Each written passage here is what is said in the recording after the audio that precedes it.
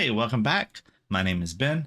Today's video, I'm going to show you a couple of tips and tricks to get you familiar with Elastic. If you ever wanted to get involved in cybersecurity, then becoming familiar with Elastic, at least some of the basics, is going to be very, very beneficial for you. I'm going to show you how to build your own ELK stack on your local environment, even your local computer, using Docker and Portainer.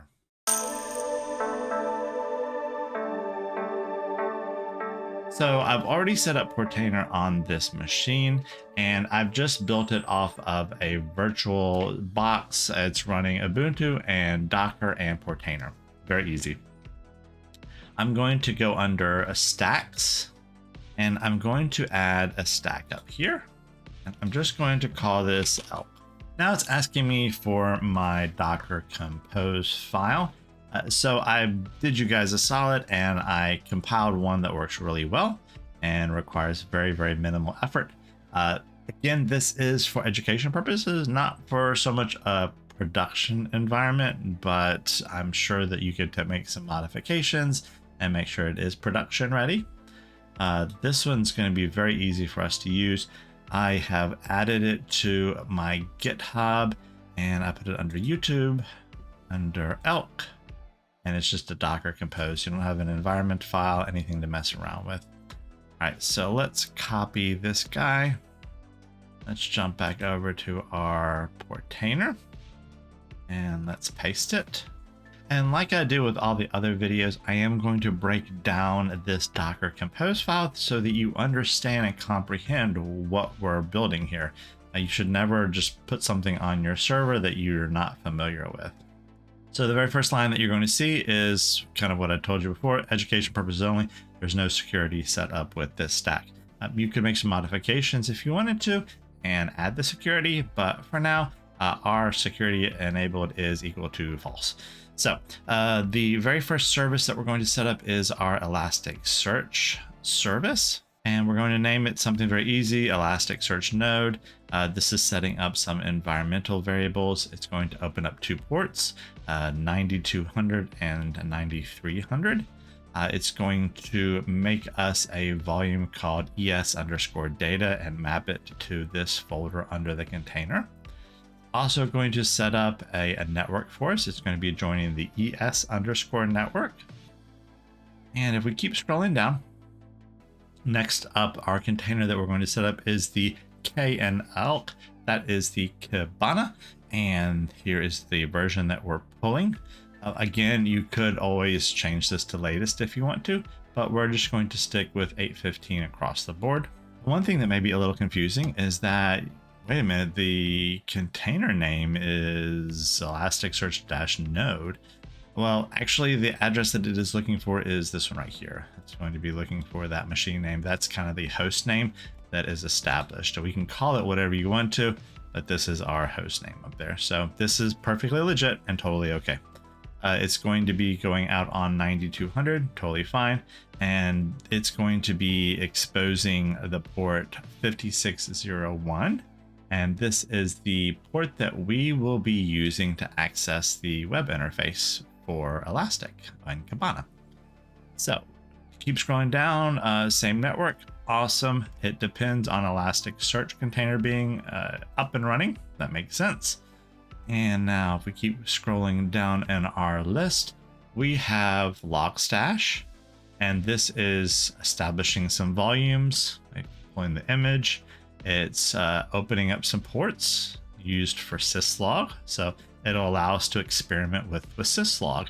So we could take a server or something and point the syslog path to this Logstash and this Logstash port, and it will start ingesting that syslog data. So it would be really cool to set that up on one of your servers or even your router and start seeing what kind of data you're going to be getting. And that's really awesome. I mean, if you're running like a router like OpenSense or pfSense, it's super easy to find that.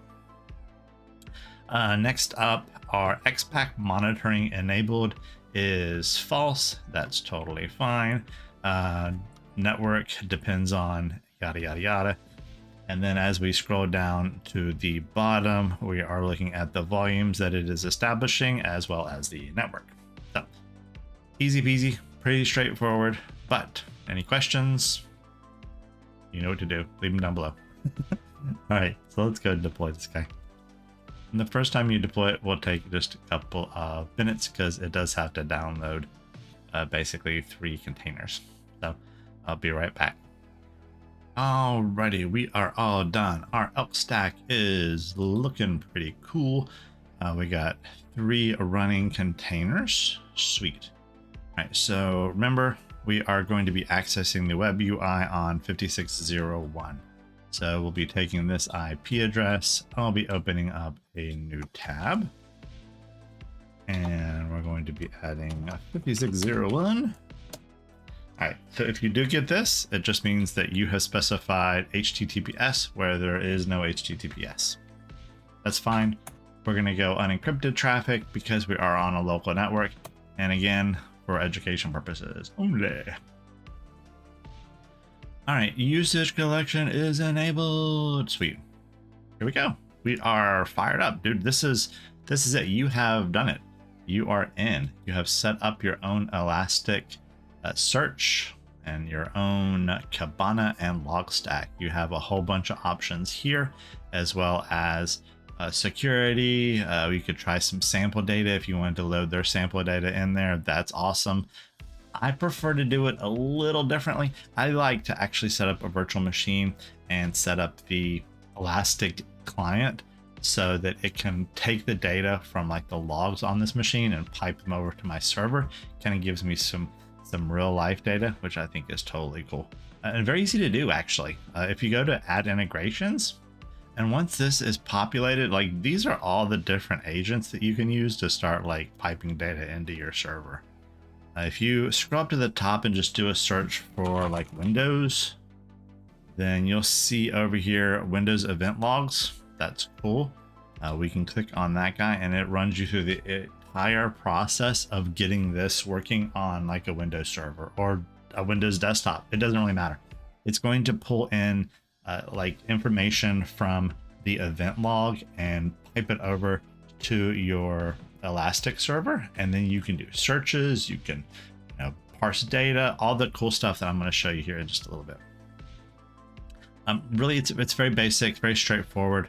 You give it a couple of host names, you set up this winblog YAML file, and you install this client. If you follow these instructions, you shouldn't have a hard time at all. But if you don't want to mess with any of that, hey man, use the sample data. It's just as good.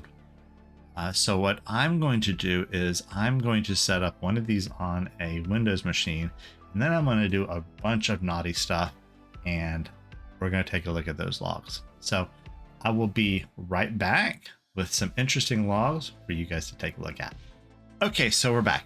I've added some data into our Elasticsearch database, and the one part of Kibana that I really want to concentrate on is the Discover. I think it's a very important module. There's a ton of different things you can do inside of Kibana when it comes to Elastic, but this will help you narrow down and find the data that you're looking for in a pretty quick manner. And the one great thing I love about this is you can also see any of the events that are surrounding it. So you're not just laser focused into one event unless you really want to be.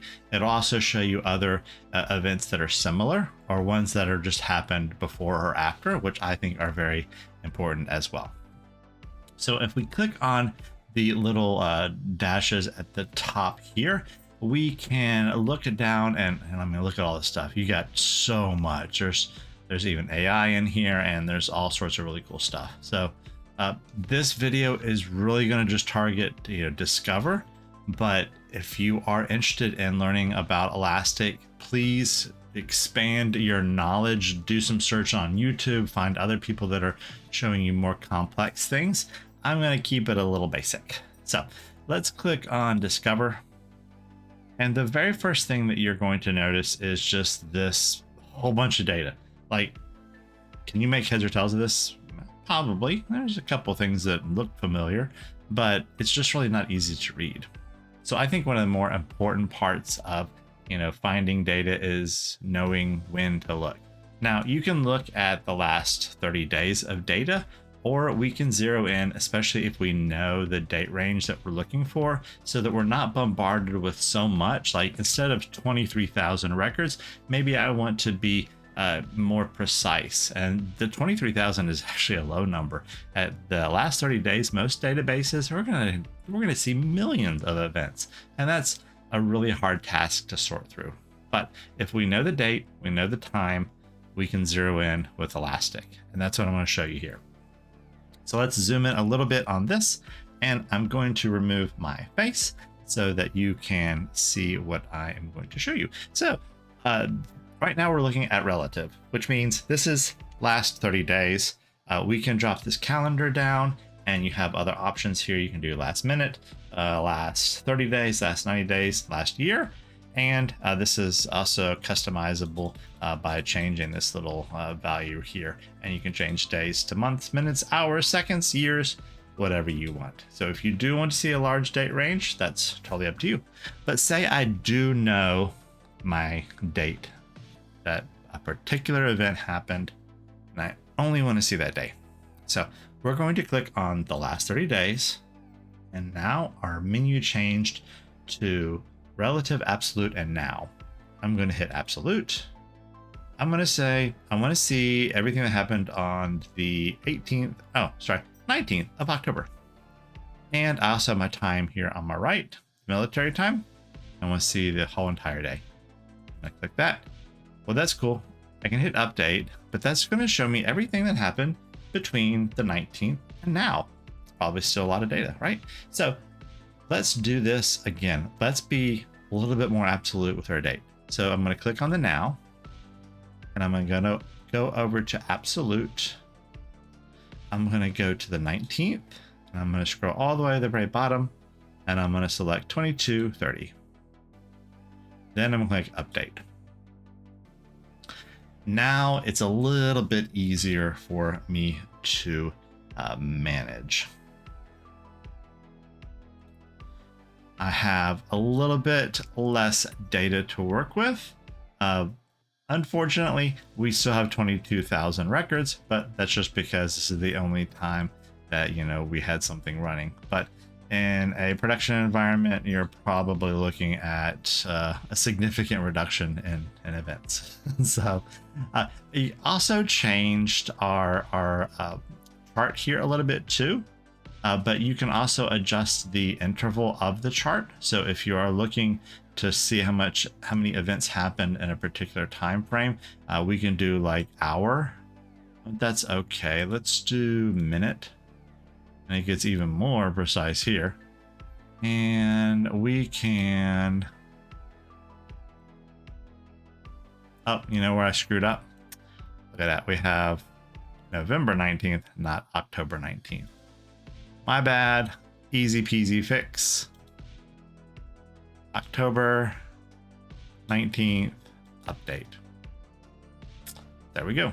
Now the chart makes a little bit more sense. Cool. So you can see the chart's only showing our date range, and then like minutes actually make a difference here. We can also do like seconds. Oh, that's kind of cool, right? Yeah. Anyhoozle. Let's drop that away. And if you said, hey, charts kind of suck, I don't like them, there's nothing preventing you from just hiding this chart altogether and just only viewing the data. So I want to show you how we can sort through some of this data and kind of put it in a prettier fashion. So let's start back up here on the top. This is where you would select your database. So if you do have multiple databases, you can select it here. The filter with KQL, I'm not going to get into that too much, maybe in a future video, but if you did want to do a search through all records for specific text, you could always put, quotation marks and type in, whatever you're looking for in here and do kind of a search across all the records. The problem is that can cause a little bit of resource usage and might slow things down. But for this test environment, not too much worried about that. So if we do know the particular field and value, we can add our own filter at the top here as well. We can go to add filter, select the field, and assuming we know what that is, we can select it here. But I don't really like doing that because there are a lot of fields in this drop down and I may not know or get it 100% correct. So I would like to look at an example of an event that already happened. So I'm going to cancel out of this. And for this, I'm going to take a look at the very first record here. Pretty much any of them will do, but let's hit our first one. If we click on this little button, then we'll have a slide out that'll come out. And when that slide out comes out, here is, some of our information as far as this event, right? So if we keep on scrolling down, there's a bunch of information here. And this may not be the event that we're necessarily looking for, but this gives us a really good starting place. It will teach us the layout of the data, how the events are processed and how they're labeled. And from here, I can say, well, you know what? I may not necessarily care too much about someone getting an IP address, which that'll also be in here. Maybe I only want to target specific Microsoft event logs. You can do that very easily from here, or machines. Like if we have multiple computers, there's a computer name. I know W11 grandma. I can easily say, hey, you know what? I'm only concerned about this data. You'll notice that when we highlight over this field here, this value, we're presented with a plus symbol and a minus symbol. This is telling us that we can add this to a filter. We can filter for this value, or we can filter out this value, which means the first one's saying, I only want to see this data. Second one's saying, I only want to see everything except this data. So be very, very helpful, right? So let's do that. Let's click on this little plus symbol right here. And if we go back, we can look at the very top of the page, and now we have our very first filter. It's something we didn't have to create manually. It just added it at the top here. And once it's up here, we can modify it. If we click on this filter, we can edit it. We can pin it. We can take what we normally had, what we had as a plus symbol, and flip it on its head and make it like a minus. We can exclude it. So we can say, instead of including everything, instead of like seeing only grandma, I'm going to see everything except. So we can change that plus symbol to a minus symbol and back again. So we can click that. That's the only machine we have in our logs, and we can change it back to a plus symbol. We can also temporarily disable it. This is very helpful if you don't want to have to reapply the filter, but you want to see what it looked like before, like I'm going to temporarily disable that. So nothing changed really, but you can see this as being really helpful as far as working with other products. So I'm going to re-enable it. And lastly, I want to show you what we can do is we can edit it. We can see that the winlog computer underscore name is equal to this, to the W grandma. But we can change that, right? So we can modify this so maybe it meets a different computer, maybe a different computer name we want it to target. But we can also backspace over it and type it ourselves if we wanted to. We could add a custom option. So that's can be really, really helpful. All right, so let's change it back to grandma. All right, cool. And we can also do some really cool things. We can add some and or conditions as well. So maybe I want to see everything with this one and another field, which, hey, that's really cool. Maybe I want to see winlog.computer name, and I want to maybe add another one in there, is equal to this desktop. So it has to meet both of these. So probably what's going to happen is when we update this, all of them are going to go away. Kind of expected, right? Because you can't have two values of the same, same computer name. That's okay. Just kind of showing you some really cool things that we can do. We can say, all right, well, trash that. I want to see grandma, or maybe one that is winlog computer name. is this one too. So this would list everything that had either this one or that one. So it can be very, very helpful. All right, so let's kill out the desktop and take a look at the conditions. So we can do is not, that's kind of like a minus sign, right? Is one of, which means we can add multiple values in here. Yeah, and we can remove them. We can say is not one. So it's not one of grandma's or one of these other ones. So that's basically like multiple negatives, right? In this case, multiple negatives don't equal positive. Or we can lastly just say exists or doesn't exist. This is really helpful because not every event is created equal. So you may have some that contain certain data and other ones that don't. Maybe you don't want to see the ones that don't have this particular data in it. Or maybe you only wanted to see the ones that don't have that data, any data at all.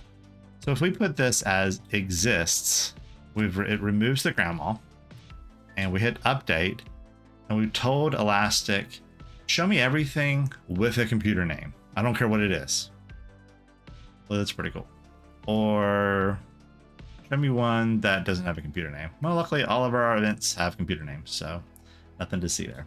All right, well, still we're kind of confronted with a massive amount of data, and it looks honestly fugly. It really does. It looks bad. I can't really make heads or tails of this other than, you know, a little bit here and there.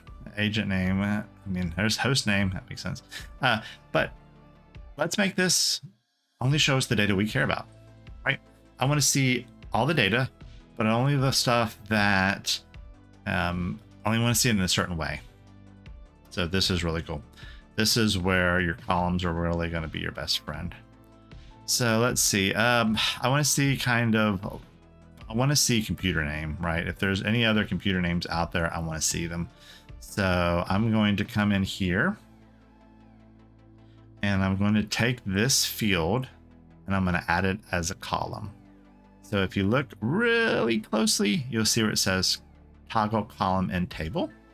So we click that, and now all of that data has went away, and it is now only showing us computer name because that's the only column that we have. But we can have as many columns as you want. If you get too crazy, you may have to scroll back and forth a little bit, right and left, but that's okay. All right, one thing I do want to see is I want to see the provider name. So this is really cool. I want to see where the information came from. I want to see if it came from like the sysmon event or maybe another one. So let's add that as a column as well. So starting getting some good information here. Another good thing to add. Let's see if we scroll up. IP is always fun. I'm not going to add that one quite now. But let's see. Oh, cool. I do have a good idea. Check this out. Let's do this. I do know one that I want to concentrate on, and that is the win log task. I want to see what the task is. And there is a reason for this. It's because I did a little bit of research on the kind of events that I'll be seeing. You can see this is really cool. So I see when files are created, when processes are created. If I scroll down, I can also click on the rows per page. This can be really helpful, especially if you're looking at a large volume of data. But let's see, one that I want to find that I'm not seeing in here is, I want to see when something executed a command. Well, let's do this. Let's see. I know this is a thing, but I don't see it in here, so I can't really filter off of it very easily. But wait, check it out. So there is my plus symbol. So let's add this as a filter. So this is only going to show me registry events. Well, that's pretty cool. I'm sure there's some really neat data in there, but I want to look for any time that that command was executed. And I happen to know that execute is a part of the verbiage. So I'm going to edit this filter. I can see a little bit of information here, but it's not going to show me everything. Let's backspace over this and let's type in execute. Ooh, check it out. Execute a remote command. So it found that for me. Awesome. All right, and check it out. So I'm seeing every single time a command was executed. That is pretty neat. I can also see its PowerShell, so that's awesome. I can see a little bit of information on my right-hand side here. So if I scroll down, I see the execution of the commands on the right. That's not bad at all. This is pulling from, I think the Windows PowerShell log. So Windows is recording all this and then relaying this information to us. But let me show you something really cool.